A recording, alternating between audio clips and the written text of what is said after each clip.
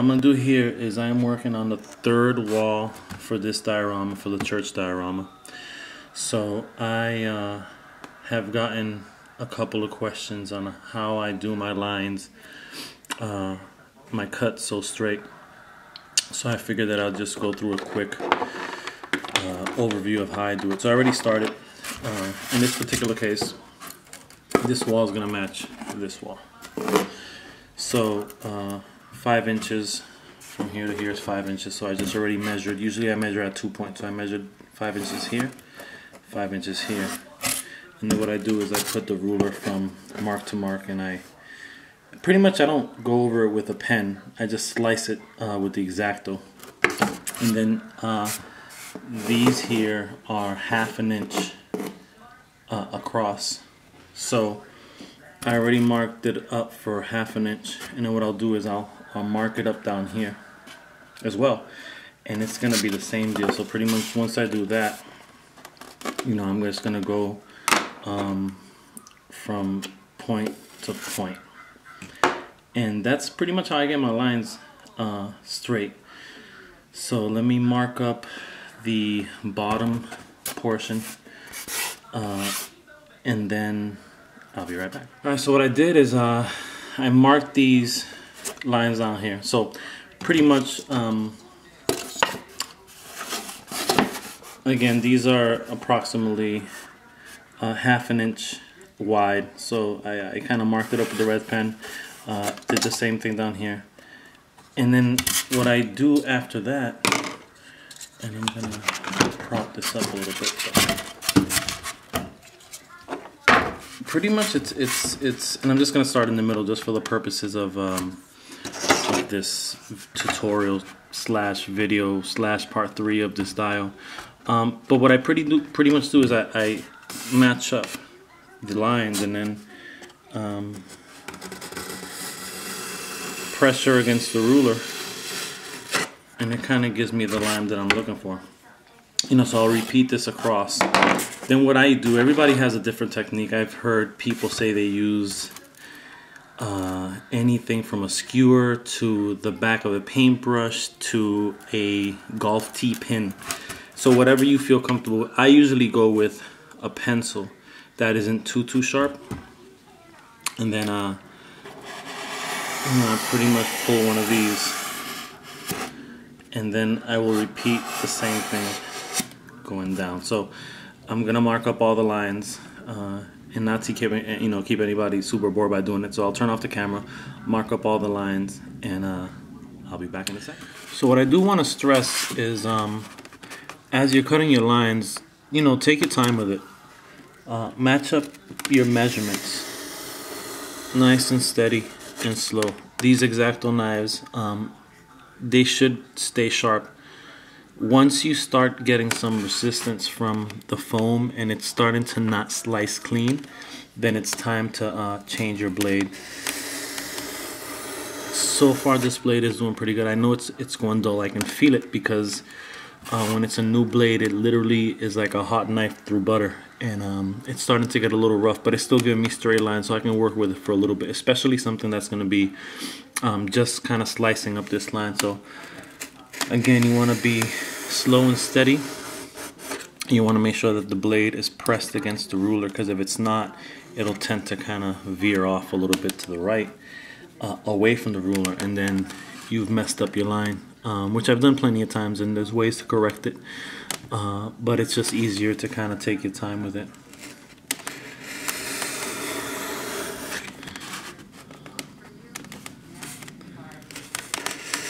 I know a lot of people will make lines and then trace the lines out. I just find that if you measure it correctly and you're lining up, you know, point A to point B, then that isn't necessarily necessary. But if you feel more comfortable doing it like that, then obviously go with what works best for you. You know, in my case, I've been slicing up, man, if I can have a nickel for like every brick I've made, I'd have like 72 bucks. But kind of slow and steady.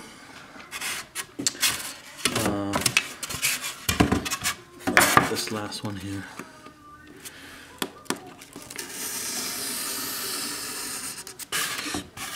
You know, so once I'm done doing that, I'll grab my pencil and follow up on the line that I just sliced. So I'll do that all the way across. And for the diorama here, what I did is I use a different technique. I was going for kind of sheetrock that's rotting away, and you know, it's a condensed dirt, and so it's, you know, rotting away and getting dirty and water stained and so forth and so on. I still have to do some other shades. I think I'm gonna do some browns to give it more of that rusty feel that maybe some of the beams from the roof let off some rust that might have dripped on the wall. But for this rock here, I've used pretty much for most of my diorama. This little brick has taken me, you know, this is my little partner right here. So what I usually do for bricks is I usually just kind of stomp it out. And I don't know if you can see it really well, but what it does is it gives it the effect of some dents. In this particular case, I will stomp it out throughout, but I'll also dig into some of the portions of the wall, or some of the sections rather of the wall. And what it does is it gives it the effect of kind of that crushed feel. I also noticed that I can kind of do where I'm kind of doing a consistent line. So I'll do that throughout, and it's going to give it the effect that you see here, because then this will be painted in black, and then once I put the antique white and I put the I guess this is an orange, so it's kind of like a pastel orangey type color to it, you can see the effects in the back of the paint where the cracks show up a little bit more. So for this particular panel, it's going to be the wall that's here, and so I'm going to put a window here, and then kind of do a stained glass type of deal. It might not be something that's really intricate or something that's really detailed. Where I work, we have a lighting system, so there's light gels, so I'm just going to grab, you know, a few different colors and I'll figure out a window. But the reason I wanted to carve this out this morning is because on Friday at my job, there's not a lot to do, so I'm going to be able to work on this window a little bit at work.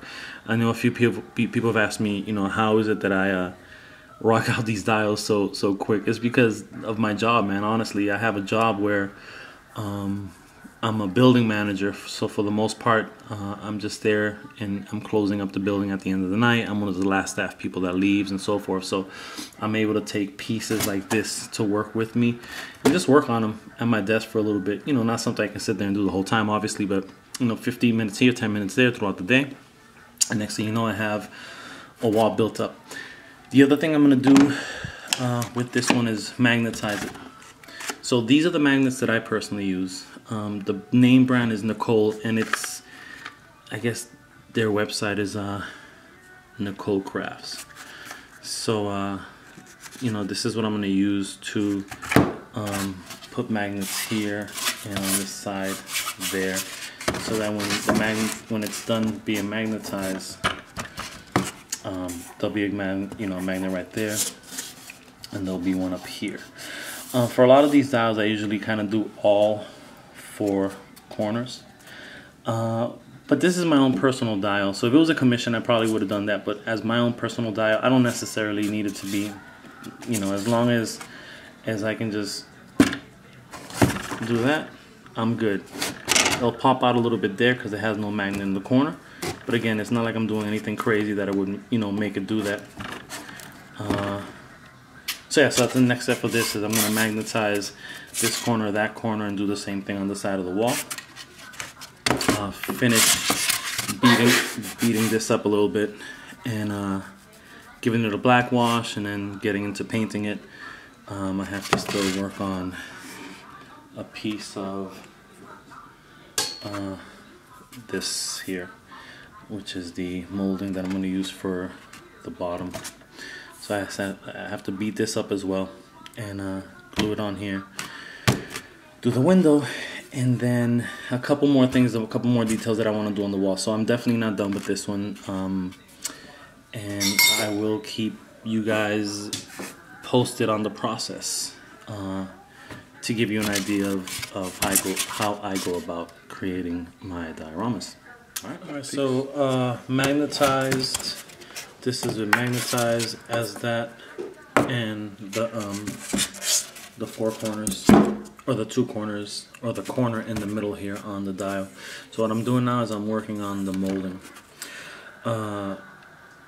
So yeah, pretty easy, man. I'm just kind of just slicing away and getting it beat up looking and popping off, you know, some of these round circles that will be eventually painted individually in gold, except for the ones I've popped out, just to give it that more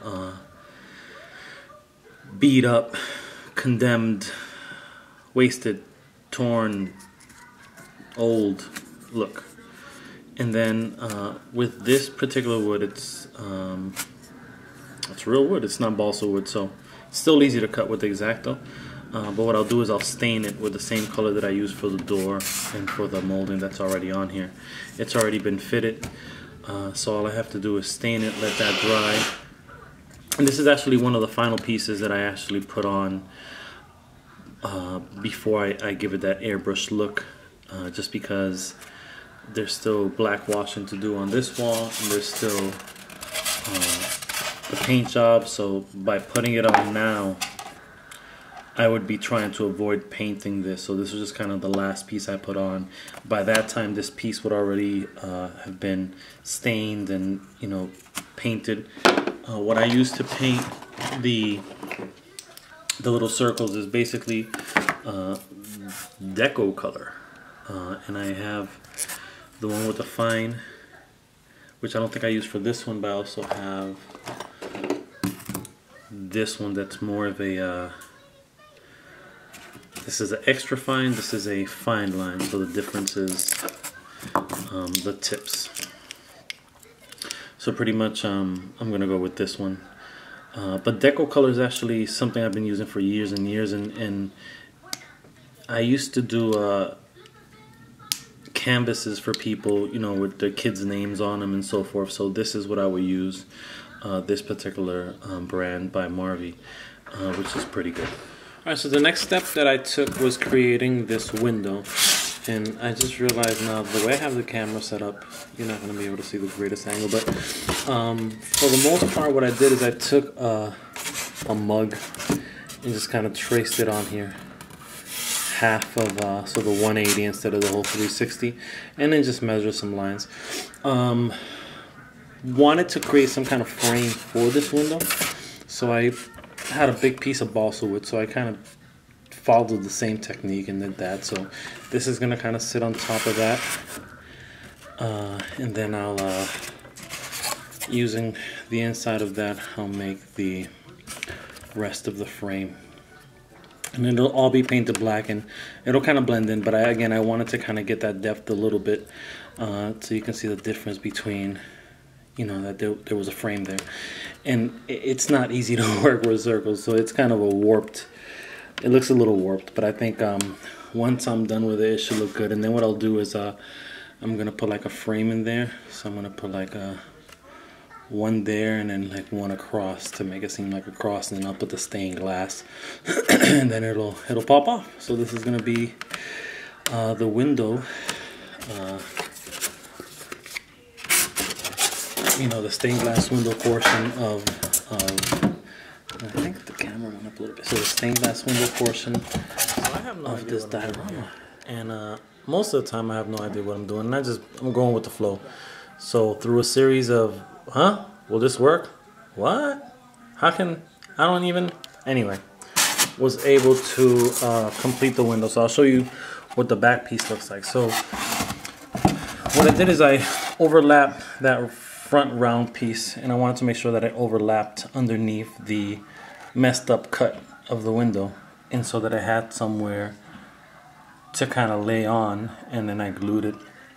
I was able to stab it into the foam board there, and glued it in as well, and then kind of did the same technique with these side ones. Kind of same deal here, where I kind of stabbed it into the foam, glued it there, stabbed it into the foam, and glued it as well.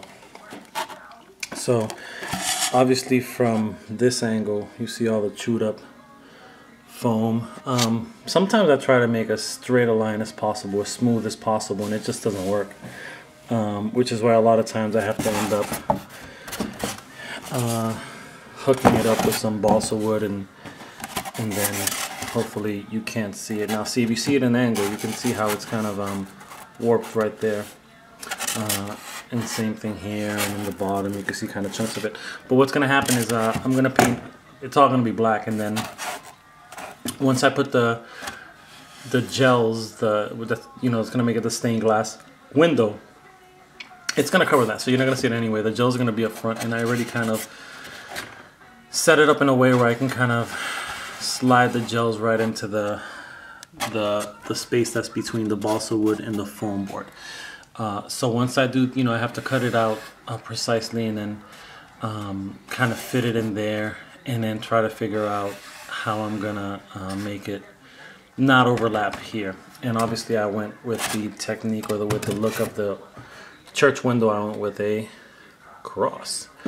So I think it came out pretty good. Not bad. I actually started working on it about an hour ago this morning. All the footage so far that I've taken in this part 3 making of this dial started this morning. I don't have to be at work till 10:30, so I am here working on this, and I'm pretty much done. So what I'll do now is I'll take this piece foam board to work with me, get it all black. I actually have the custom, because this color here is something that I had to mix, so I kept some of it because I know I was going to work on a third wall. It's actually at work sealed up, so I'll paint everything black, wait for it to dry, go with that pastel orange, bring the antique white, paint that, figure out what I'm going to do for a border color.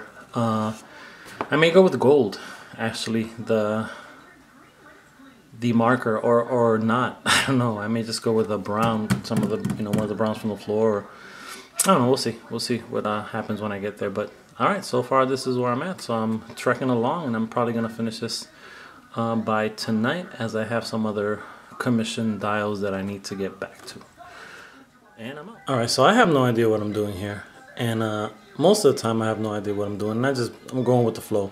So through a series of, will this work? What? How can, I don't even, anyway, was able to complete the window. So I'll show you what the back piece looks like. So what I did is I overlapped that front round piece, and I wanted to make sure that it overlapped underneath the messed up cut of the window, and so that I had somewhere to kind of lay on, and then I glued it. I was able to stab it into the foam board there, and glued it in as well, and then kind of did the same technique with these side ones. Kind of same deal here, where I kind of stabbed it into the foam, glued it there, stabbed it into the foam, and glued it as well. So obviously from this angle you see all the chewed up foam. Sometimes I try to make as straight a line as possible, as smooth as possible, and it just doesn't work, which is why a lot of times I have to end up hooking it up with some balsa wood, and then hopefully you can't see it. Now see, if you see it in an angle, you can see how it's kind of warped right there. And same thing here, and in the bottom you can see kind of chunks of it.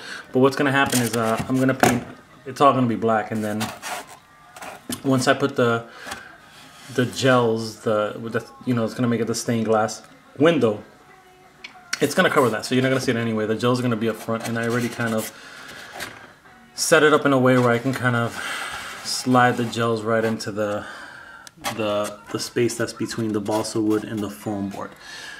So once I do, I have to cut it out precisely, and then kind of fit it in there, and then try to figure out how I'm gonna make it not overlap here. And obviously I went with the technique, or with the look of the church window, I went with a cross.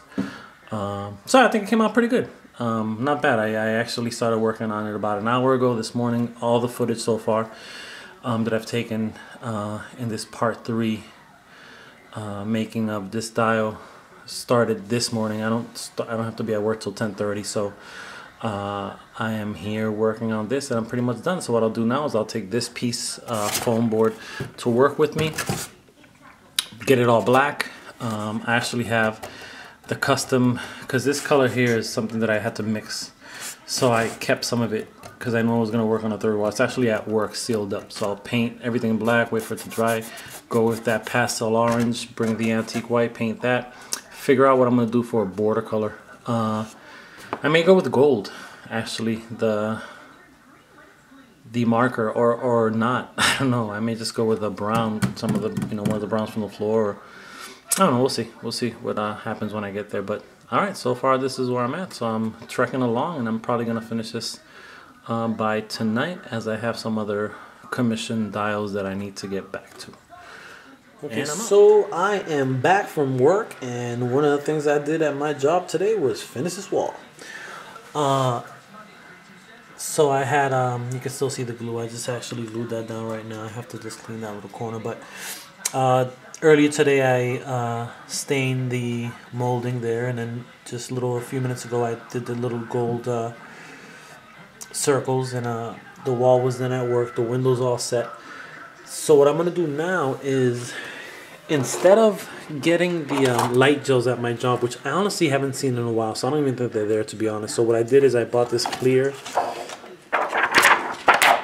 paper, and I'm just going to measure it out to the window, and I'm going to just use markers, and it'll still be translucent. I don't even think that's the word, but I can still get sunlight through it with the marker color. So that's going to be the final project in terms of that wall, and then obviously airbrushing it and so forth. The final step of this dial is the confession booth that I'll work on tonight. See if I can just get this pretty much done and taken care of by tonight, so I can just get on some other projects and just kind of get this off my mind. But I'm kind of glad that this wall is all set. I'm happy with the way it's come out so far. Obviously the window still needs some details, and the colors in the stained glass are going to make it pop.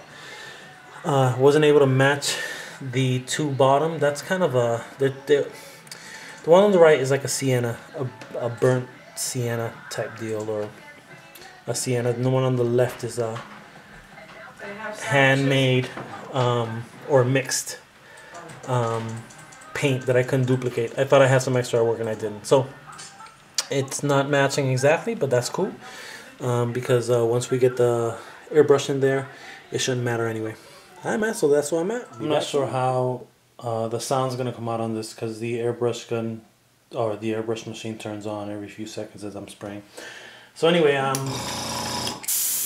getting to the part where I am going to kind of airbrush it and give it that even more grungier type feel.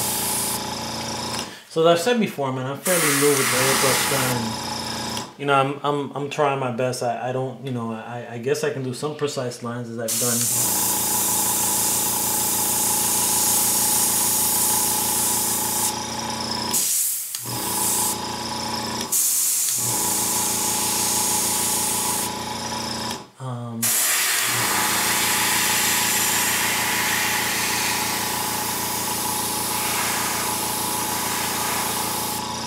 So I can do a little bit, man. I can't do too much, but again, man, it's just a learning process, and as time goes on and I keep practicing, then I'll definitely get better with it. One of the things I've noticed with the airbrush gun is that you can't see it in the camera, but I have a whole bunch of just paper in the background, because the mist that the spray that leaves the mist is actually when I blow my nose the next day, it's black. So definitely something you should wear a mask and so forth, and protect the area that you're gonna use, because obviously this is an indoor thing, especially here in Boston that is cold as shit outside.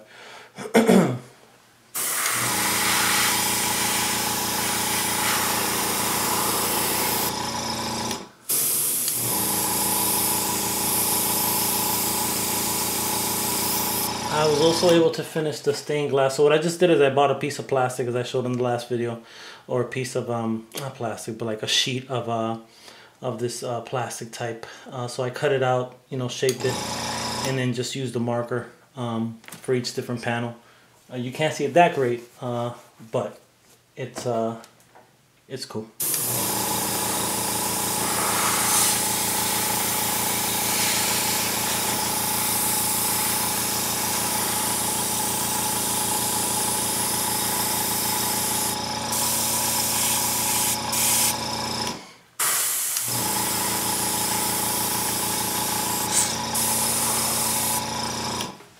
Got a little darker underneath the window just because I can see how that would get even dirtier than the rest of the wall maybe, or walls maybe.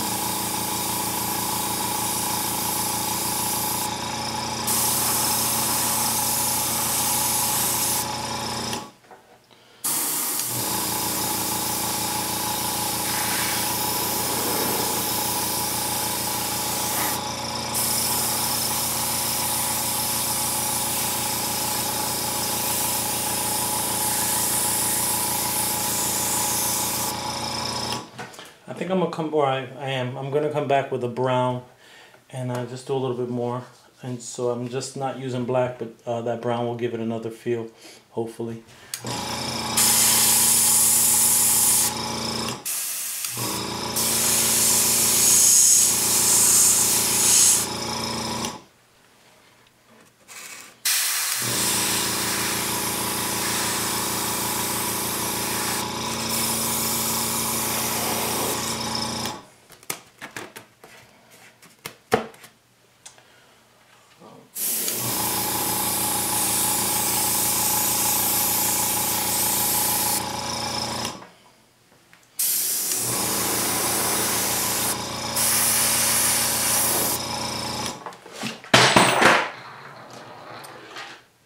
Right.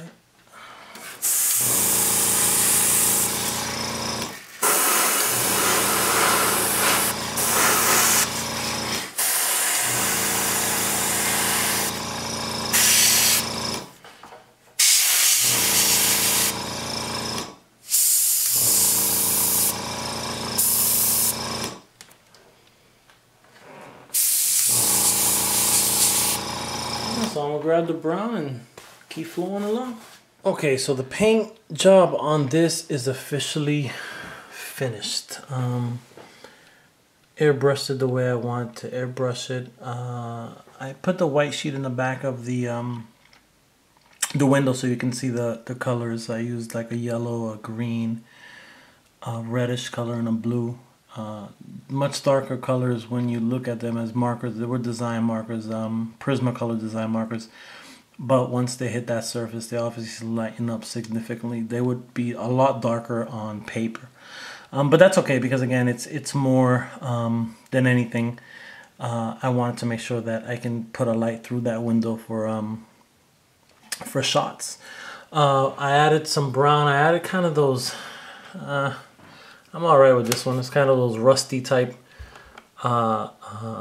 water stain, leak type of deal. Not too happy with that one in the corner, but that's alright. I was trying to kind of give it that same feel, but I think again at the end of it, it's all background fodder really. The dioramas are absolutely important for you to put into your toy photography, as I feel. Not just dioramas, but I mean just a background in general. It could be outdoors, it could be anything. But obviously you don't want it to be your kitchen sink, your stove, your TV. You want to give a little more effort. So, my goal always is to put as much effort as I can into the background so that when I'm taking the shots for the most part, generally the background kind of becomes secondary to the action figures and the posing. You know, as always, posing is one of the more important aspects of, in my opinion, of toy photography. And more specifically, kind of pulling that feel from the comic books. I mean, a lot of the time when I'm you know, taking my shots and kind of getting that ready, the goal behind it is to make sure that the figures are the highlight. So what I tried to do with the cracks was highlight them a little bit with the black all the way around. The balsa wood, for whatever reason, wasn't picking up the airbrush as much as I thought it would, but that's all right.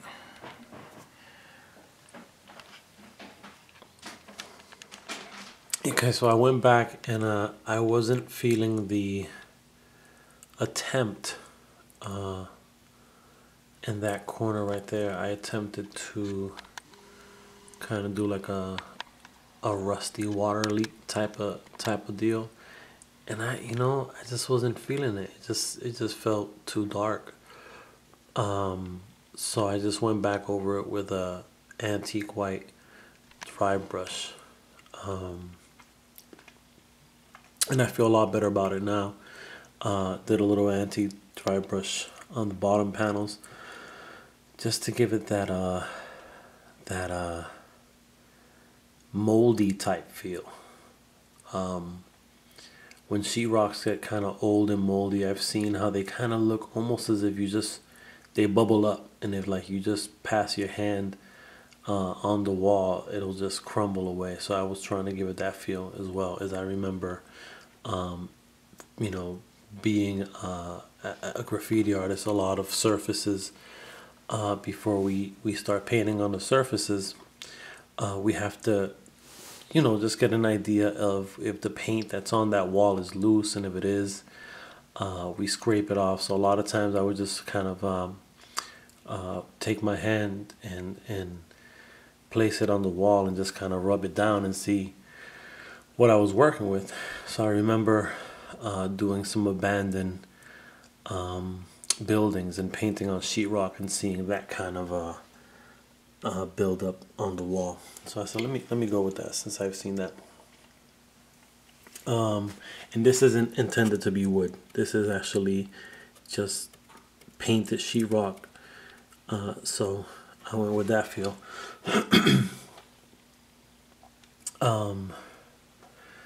Pretty happy with the stained glass. You know what I meant to, before I started the video, I meant to put this piece of paper behind it so you can kind of see it a little better, like I had it. I guess you can see it a little better, but pretty happy with that. Again, I mean, it's I think I have a better idea if I can find them gel lights, them gels for the lights at my other job. It may work, but if not, this is what I'm gonna live with.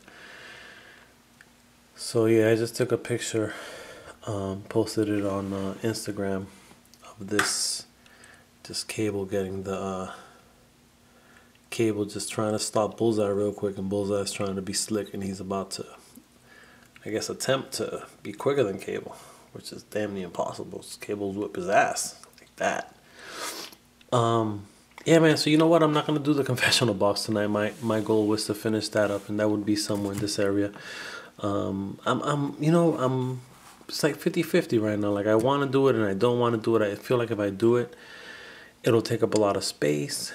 But if I focus a picture in that corner, it wouldn't really matter how much space is taken up. So I do want to challenge myself with it, and I have an idea in mind of how I can do it. But I'm going to shelf that for another day. As tomorrow I have to work on a couple of, or on a specific commission to finish up. I'm pretty much finished with the body of the Dio. I haven't really shown any pictures, but finished with that one. Just need to work on some interchangeable doors that come with the dial, and then that'll be ready to ship out as well. Yeah, man. So this is pretty much it for now. In terms of the paint, in terms of this step in the process of this diorama, and I guess I can keep adding to it, or not. Let's see what happens. But I hope you guys enjoyed it. Finished this wall today, which felt good. And on to the next one. Peace.